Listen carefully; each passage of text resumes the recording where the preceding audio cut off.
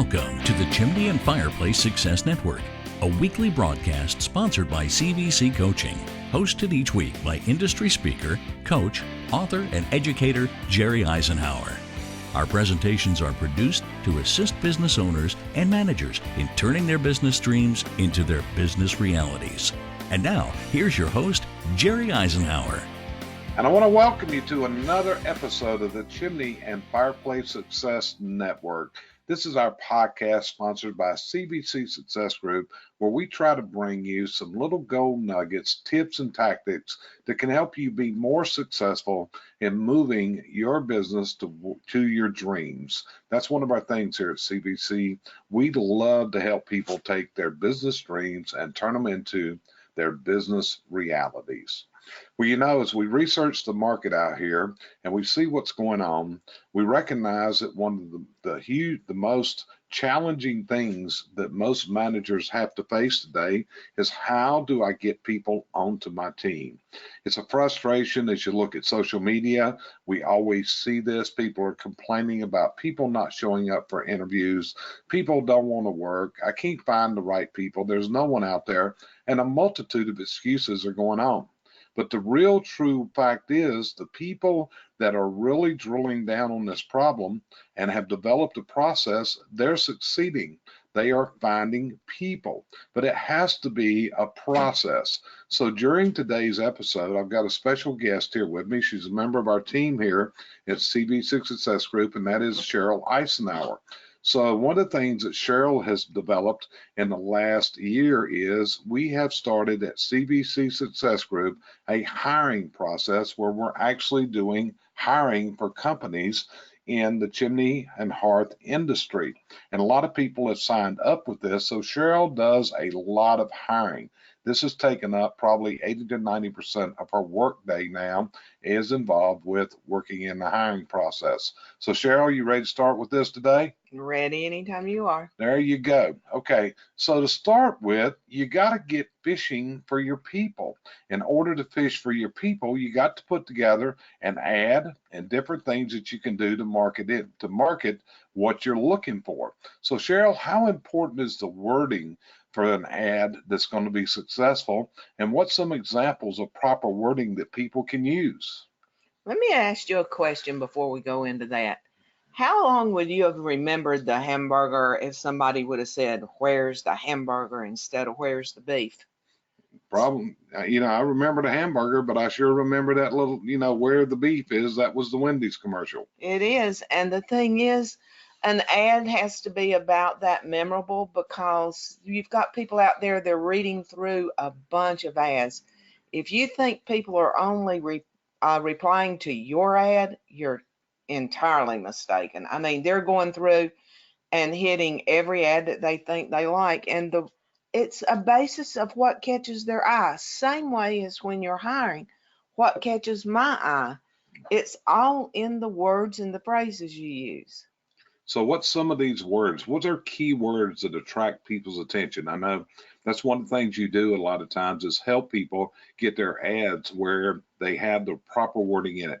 So what catches a person's attention in this wording? The number one word is paid. And especially in this industry, in the chimney sweep industry, we're paying for a lot of their training. We're putting them on and training them on site or in office or prior to. So we are getting them paid training. That is nowadays seems to be the top catchphrase. But within that, with the new generation, the word culture needs to be in there. The wordage of family business, if you have a family business. I've noticed over the last couple months that people are looking for that family business attachment. They're tired of the corporate world. Okay, so the wording is something that's all important, and the wording's got to be able to reach out and touch that applicant that's reading through this list of ads that are up on Indeed. Is that correct? That's correct. And the thing is, you've got to catch them early. I've watched a lot of ads start out with "what I want," and that's not the good start. The ones I have the best with is where I tell you a little bit about the company. You need to sell them on you before you start selling them on what they got to do. Yeah, and one of the things we're suggesting that people put together videos to talk that you can send out where you can make a marketing touch to appeal to this people and convince them to that you're the right person, that you're the right company. It's what they're looking for, because that's what's got to happen with today's worker. We got to make a connection with that person. Would that be true? That's true, because again, if everybody's just sending out there, come to me, they're going to go check the field out. But if you can, let's use the word you used fishing before. What if we can snag them first before they go into that deep search? Yeah. So let me ask you this. I know some days you're sitting in your office and I'll go to just come back and see you for a minute, and you've got hundreds of resumes that have come in that day. And I do literally mean hundreds have come in. It kind of runs to the day of the week and other things like that.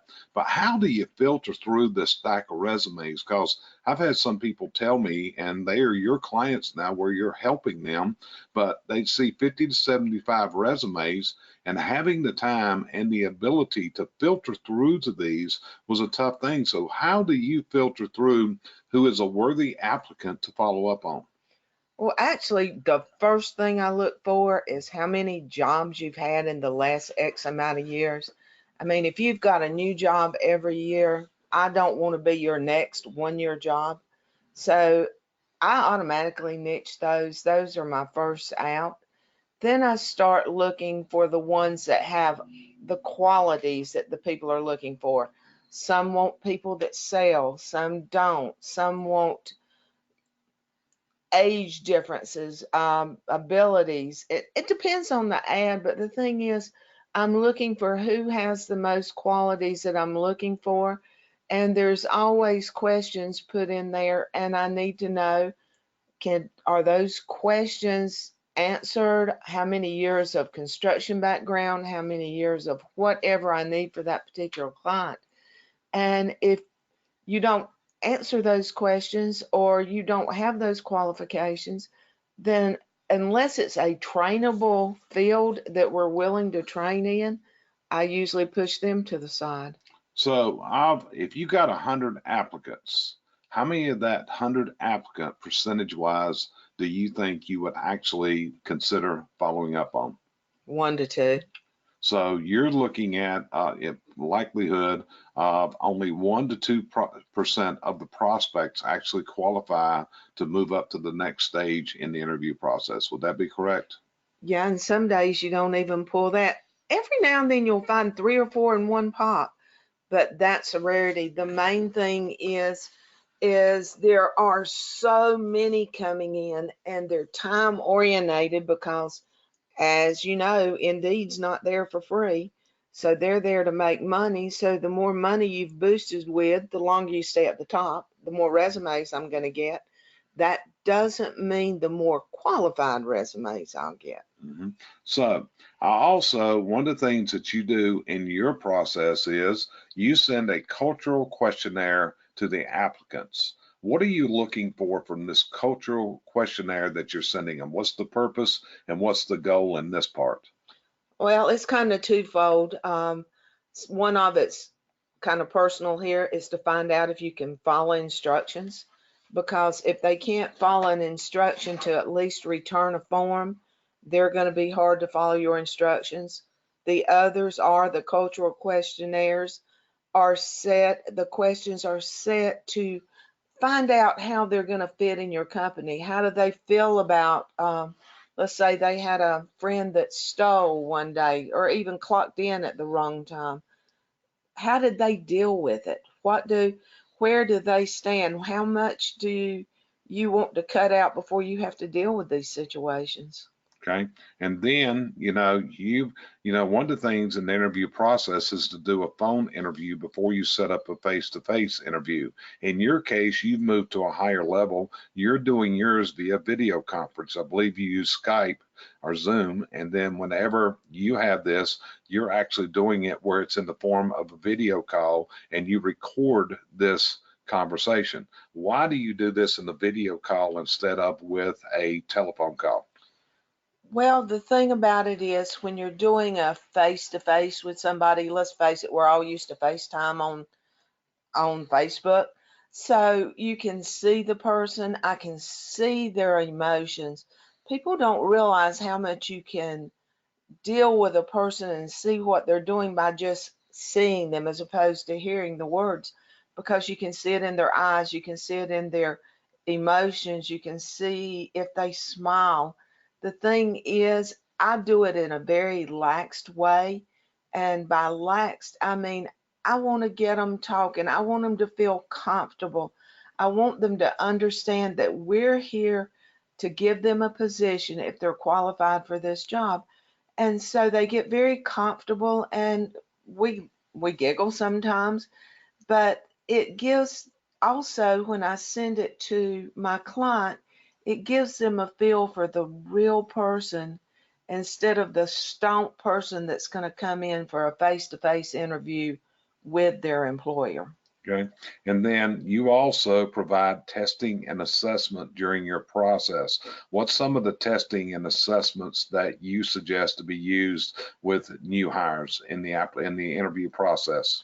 In the interview process, I mainly, once I get through the cultural and we get into the others, I use a DISC assessment because that's the one I'm most familiar with and I can read the most detail out of. So we have them do the DISC. I suggest that once somebody gets somebody there to interview, they can do a technical assessment by just showing them some tools, letting them see what they are, see if they can handle them. That's one test I would do before I hired, especially a tech. Okay. So, and I know that this is one of the things that you're really stress to people. How long after the phone interview do you want to, can you afford to wait to set up a face-to-face interview?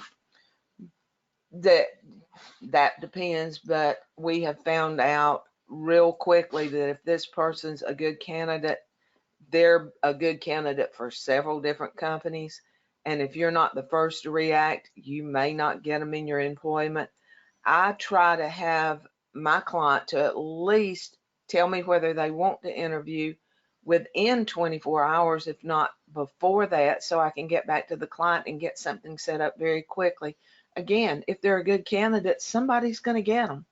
So you're saying that people are putting in a lot of applications. One of the things that we hear people say is they're being ghosted by an employee. In other words, a prospect. In other words, they don't show up for the interview.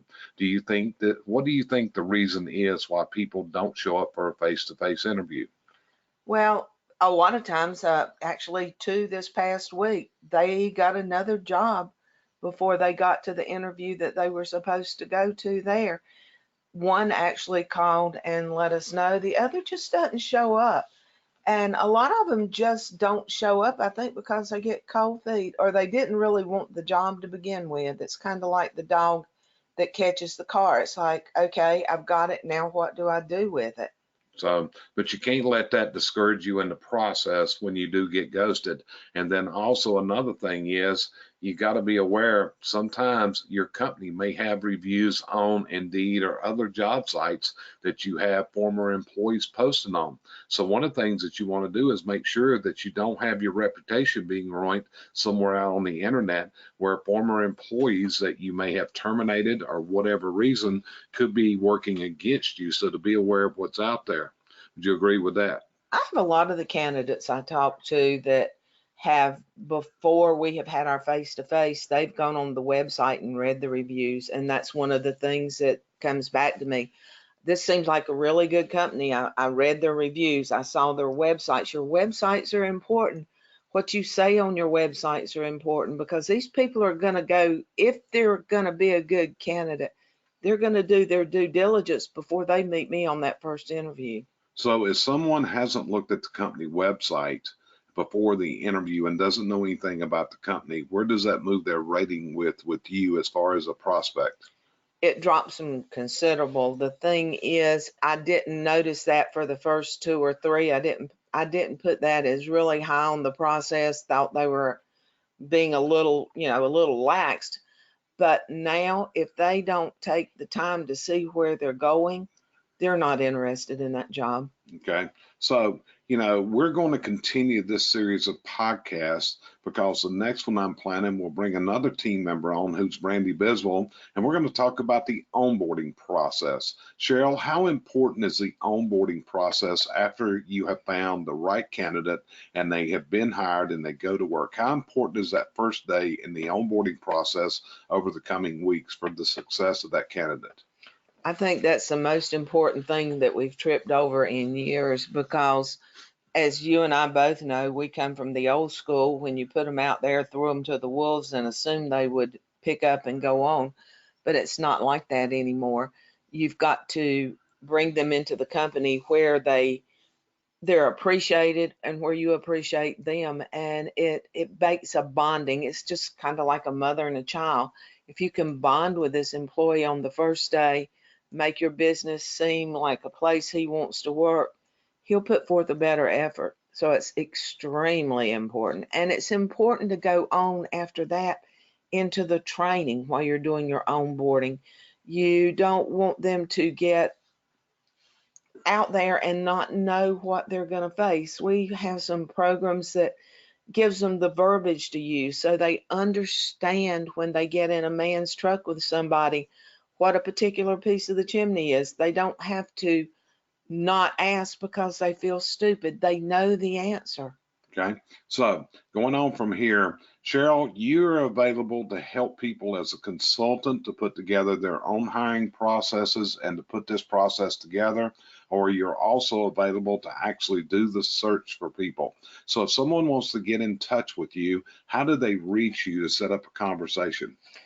I'm available multitudes of ways. My email is Sheryl with a S, Sheryl at cvcsuccessgroup.com, or my cell phone is 704-425-0211, and I do answer my own phone. So there you go. So if you're at the point that you need some help to get your process moving, or you simply need a process, or maybe you need to contract with somebody to actually take care of this hiring for you, because a lot of employers, when we talk to them, they say the following: I just don't have the time to go through there. Or, when I hit that about 25 of those resumes, my eyes are blurred. I just don't know how to keep moving on. And then a lot of times I'll just move on one and it's the wrong person.